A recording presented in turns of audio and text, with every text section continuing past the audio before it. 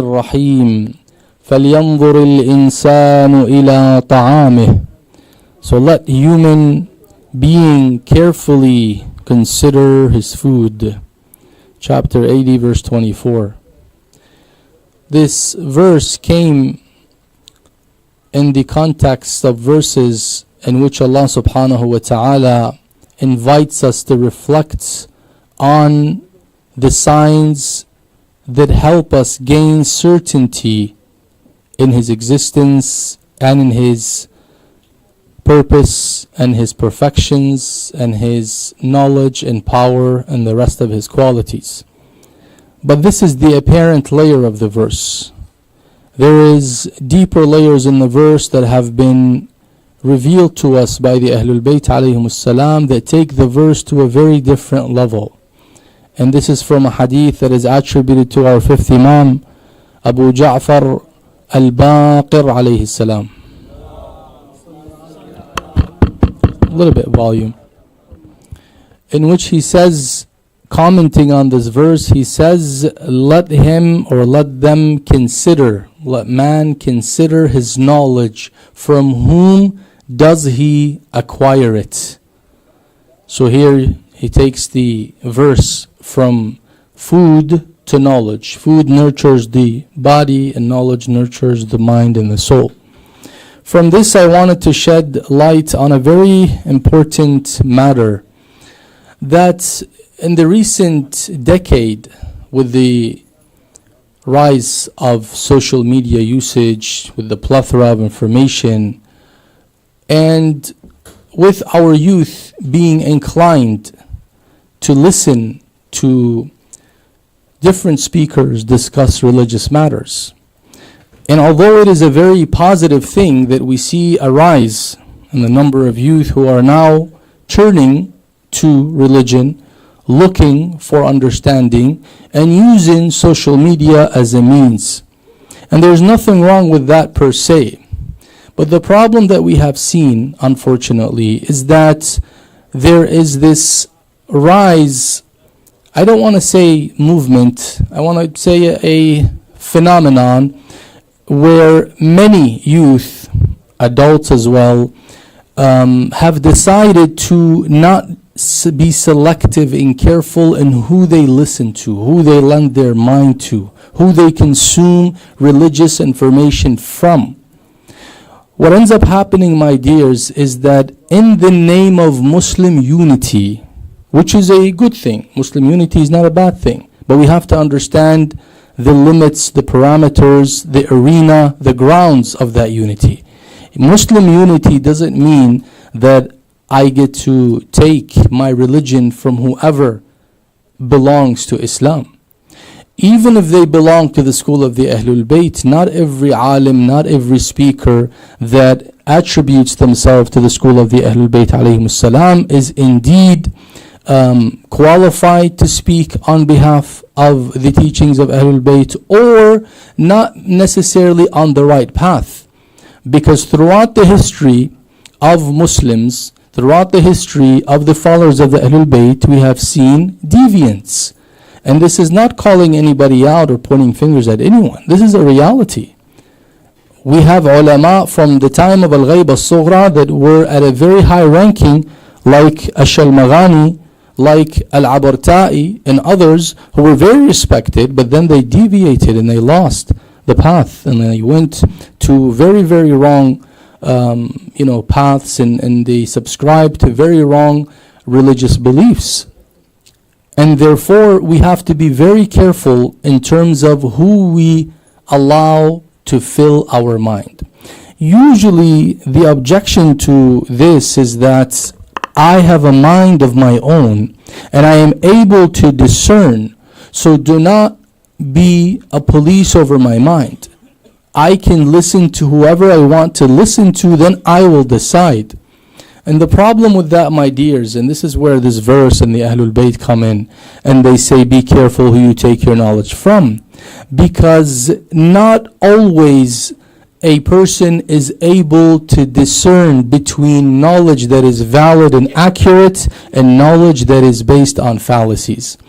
especially when the speaker is able to incorporate all types of fallacies, especially when the misconceptions that are being fed are very subtle and they can basically reshape your worldview in a very, very subtle manner. It doesn't happen overnight. And I'll give you some examples. Some of us find some speakers to be very eloquent, but eloquence by itself is not enough. I don't want to compare these speakers to what some of the verses say about some of the munafiqeen in Medina. أَنْ يَقُولُوا تَسْمَعْ لِقَوْلِهِمْ. When Allah describes the munafiqeen, He says when they talk, they have such a nice rhetoric that it's so appealing you would listen to it. So it's not about the criterion for knowledge and people of knowledge and speakers of knowledge is not that they are eloquent or they're able to convey a point in a very unique way. That by itself is not the criterion. The criterion is knowing where that person brings their knowledge. What are the sources? If the person uses books that we know have all kinds of problems in them, books of hadith, to teach us Islam, then we have an issue. And we have witnessed in the recent days how the truth and falsehood are mixed together and presented before us as truth. The commander of the faithful, Ali ibn Abi Talib alayhi salam.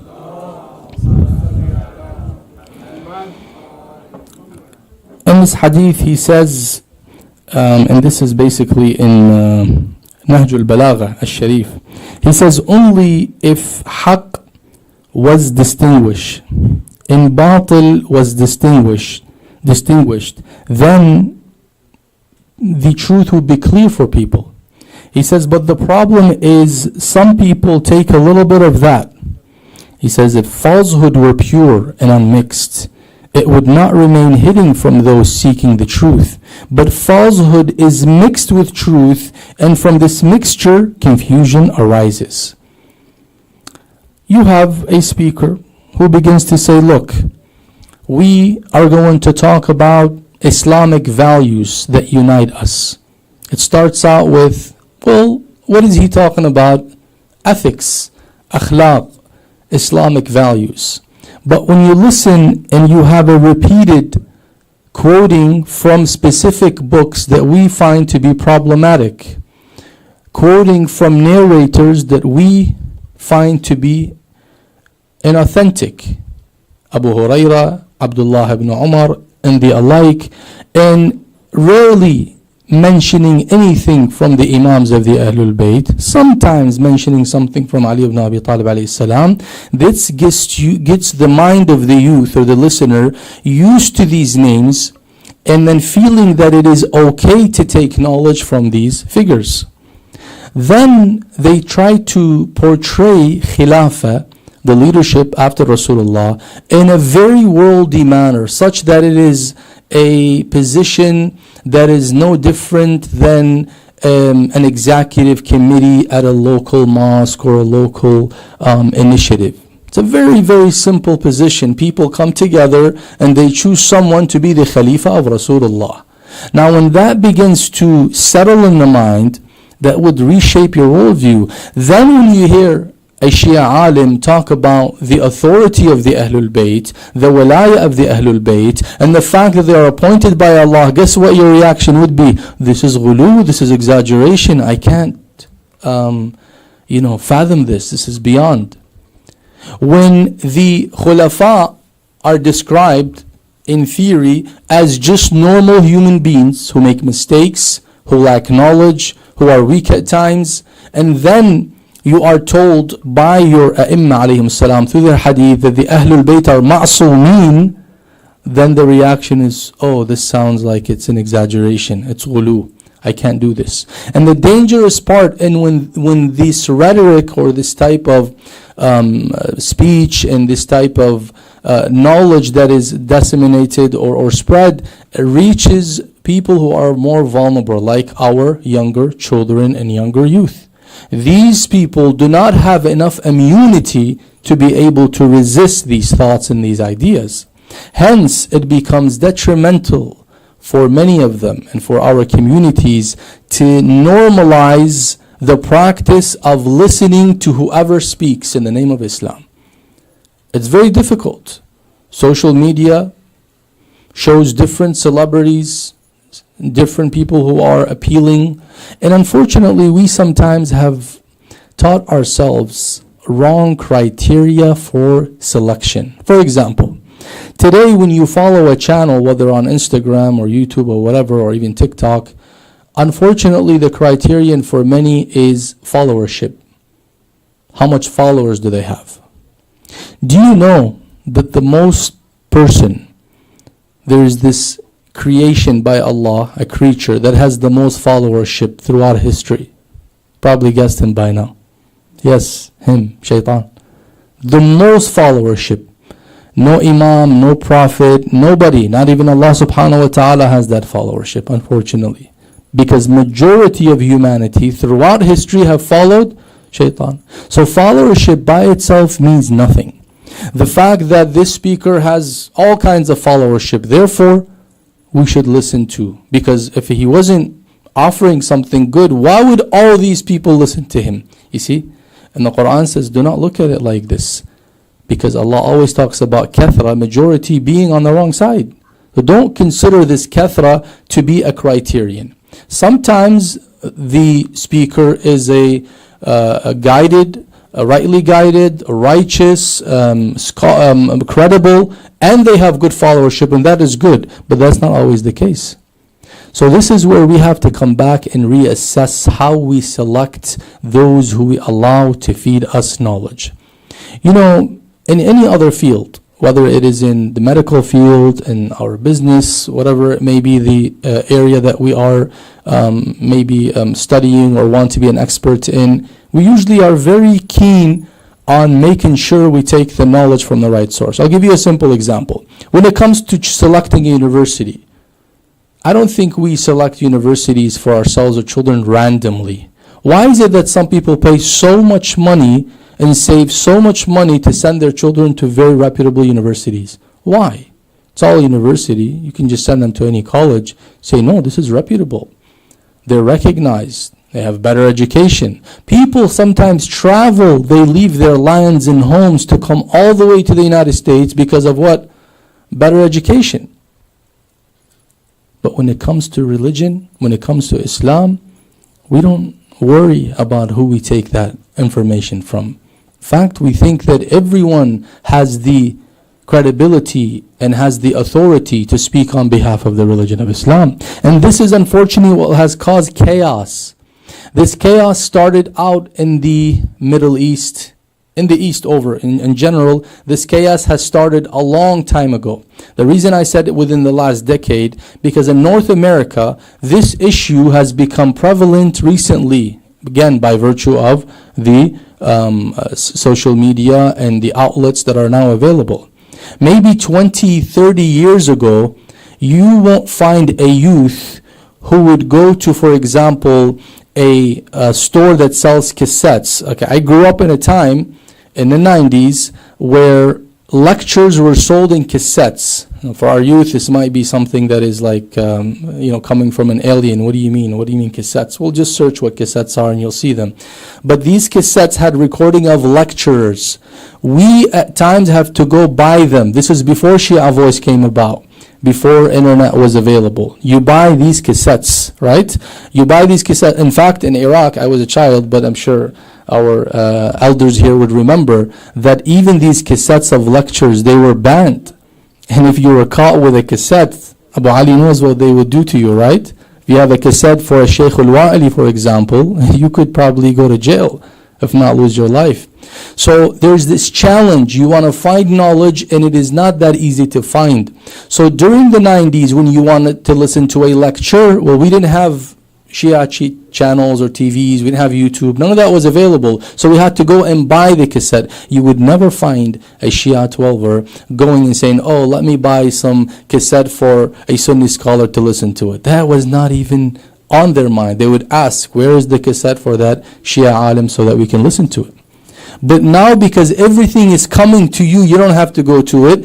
Some people, unfortunately, have lost that criteria of selecting and discerning between what we can listen to and what we are not to listen to. That overconfidence and conceit that some of us have, that I have a mind of my own, I am able to decide, is very dangerous, because who says you have that capability? Especially when some of them, these speakers, are very creative at mixing truth with falsehood. Very creative. Number one, you have to understand that they do not, the other schools do not believe in ismatul anbiya, the infallibility of prophets, the absolute infallibility that we believe in. Which means when they deliver narratives about different prophets, it's not going to align with our understanding of prophets in their lives. They may attribute wrong behaviors, they may attribute sin. You hear them when they talk about Adam alayhi salam, they automatically say, well, Adam, sinned. He committed sin, and that's why Allah took him out of that garden. Whereas, as the Shia theology, we don't believe Adam sinned. Adam violated something that was not a amr that comes from the Mawlawi standpoint, from the authority of Allah subhanahu wa ta'ala as a master, but rather similar to an advice of a repercussion that would happen if you were to eat from that tree. And that is a different understanding, a different perspective. But as a 16, 17-year-old youth, I may not know this. I don't have enough knowledge about my theology, so I'll go and take this and grow up with it and then teach my children this reality. I hear this sometimes from Shia children, that when Rasulullah was in the cave, even in this community, you'll be surprised. I heard it from some young children. In the cave, Rasulullah receives Jabra'il, and Jabra'il says to him, read. He says, I don't know how to read. This is the Sunnah narrative. That's not the Shia narrative. More surprising when you ask some of us and you say, where is Allah? Allah's in the sky. That's a Wahhabi understanding of Allah. Allah has no space. It is not, you may think this is very simple, you can fix that. You can't fix that. It's not easily fixed. If a child grows up thinking Allah is in the sky, it is going to be very difficult to get it out of their head in the future. It's not about causing disunity. It's not about not looking at the bigger picture. It's about preserving our identity and aqeedah. Even if we had to stay alone and everyone else chose to take a different route, it doesn't matter, because when we go down under the dirt, we will be accounted for our beliefs and for what we subscribe to. It's not going to be justifying or justifiable in this way that, Ya Allah, we wanted to stand strong against the imperialists, against the Zionists, against the enemies of Islam, and therefore we decided to come together as Muslims and kind of dilute our beliefs and come out with this cocktail religion. No. Yes, we stand together on these major issues. I don't understand the correlation by unity and having to dissolve our beliefs, having to merge our beliefs. We can still keep a distinction. We work just like how we coexist with our neighbors from the non-Muslim community, from the non-believing community. We have people who don't even believe in Allah subhanahu wa ta'ala, wal-'adhu billah. But when it comes to issues that have to do with, for example, the war that is being wrongly done against nations that have their own sovereignty and that deserve to be respected, these wars, some of the atheists are against. So if I stand with an atheist and protest against the war, that doesn't mean me and him now have to kind of bring our religious beliefs together and merge them so that I become half atheist and he becomes half religious. It won't work. But we stand together in the face of that oppression or aggression. Same thing here. As Muslims, we stand together in the face of the enemies of Islam, but not at the cost of what? Of diluting our religious beliefs. Saying that it's okay, we're all one. We are all one in the fact that we're Muslims. We recognize that. But we both have different versions of Islam. And I cannot compromise my version of Islam that I find to be the haqq and the truth that I will be accounted for, and I can't compromise that and compromise the well-being, the spiritual well-being of my children and community and youth under that banner or in the name of unity. This is something that we have to consider, my dears. This is something that we have to take serious. It's not about, well, we don't need this rhetoric now. You shouldn't be talking about this now. Now we are in need of unity. Again, we can still have unity with others, but not at the expense of our aqeedah. Our aqeedah is a red line. Our deen is a red line. We can't play with these values and principles of our faith. They're not subject to compromise. They're not negotiable. They're not political values that we can negotiate. They're not some business products that we can kind of discuss and come to middle grounds. They are beliefs. فَمَا بَعْدَ الْحَقِّ إِلَّا الضَّلَالِ فَمَا بَعْدَ الْحَقِّ إِلَّا الضَّلَالِ. There is nothing after haqq but falsehood, dalal. If you miss haqq, then you're in falsehood. You can't say, well, actually, I missed haqq, but I'm around the corner of haqq. There's no around the corner of haqq. There's no alley for haqq. It's you're either on haqq or you have left to batil. Batil has millions of paths. Haqq only has one path. And by the way, our brothers from other schools share that same concern. They also say that we have the haqq and we have the right version. And even among themselves, the Maturidiyya, the Asha'ira, the Ahlul Hadith, Salafiyya, each of them says we represent the actual Islam. But the reason why they don't have the fear, because they have the upper hand. They have the majority. They have the oil. They have the funding. They have all what they have. And we are the minority. We are the weakened community. So we are the ones that are kind of fighting to continue to exist, which means we have more of a responsibility to preserve our beliefs, our values, our religious information. I ask Allah subhanahu wa ta'ala to grant us tawfiq to remain firm on the path of the Ahlul Bayt alayhim salam, on the path of Amir al-Mu'mineen alayhi salam. And we beg Allah subhanahu wa ta'ala to grant Islam and Muslims victory, especially the oppressed from the followers of the Ahlul Bayt. Sometimes our focus happens to be on a specific area in the Middle East. And despite the tragedies that happen there and the attention that they deserve, we sometimes end up forgetting that there are other parts in the world that are being oppressed as we speak. In the recent weeks, there were attacks against our Shia brothers in Afghanistan. Many martyrs, but there's no media, unfortunately, to cover it.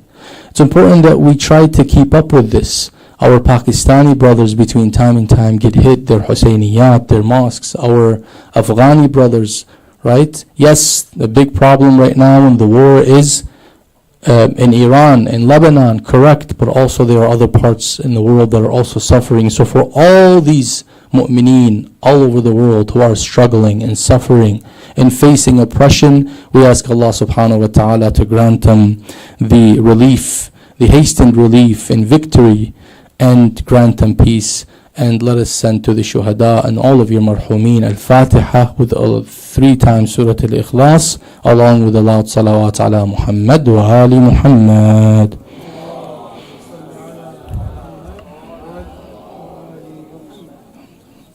Assalamu alaikum.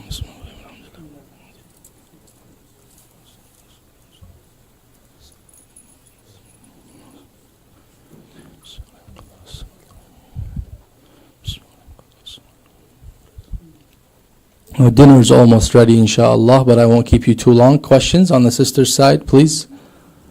Okay. Brother's side, please. If you have a question.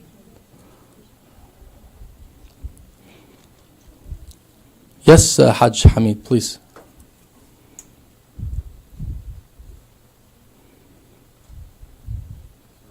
Alaykum as-salam wa rahmatullahi wa barakatuh. You mentioned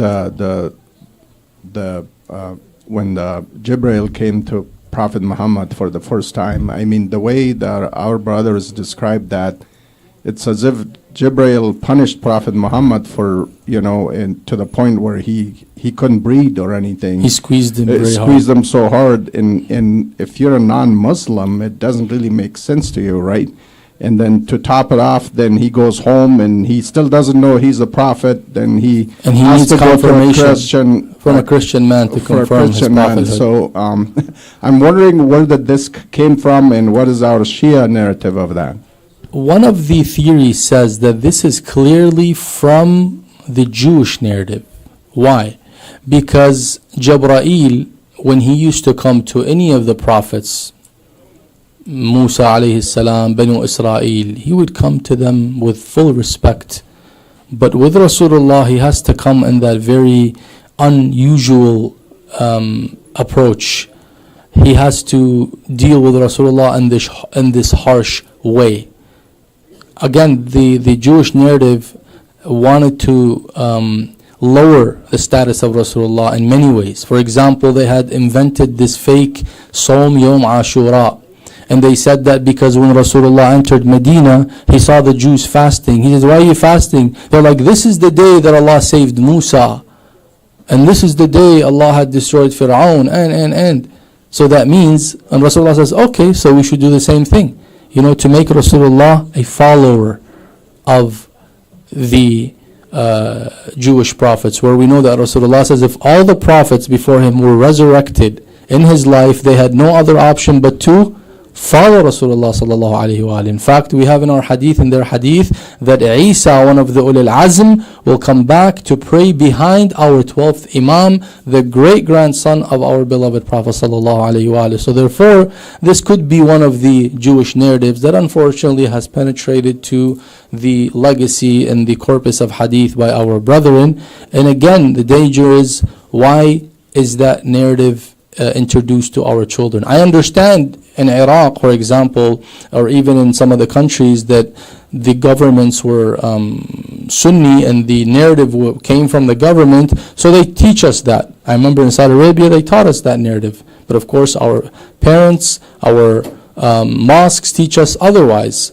But why is it in the United States of America and the land of the free, right, where you're supposed to have freedom to follow your religious beliefs, why is that we are still then being trapped into this where we feel that we have to follow the other narrative? We have books, alhamdulillah.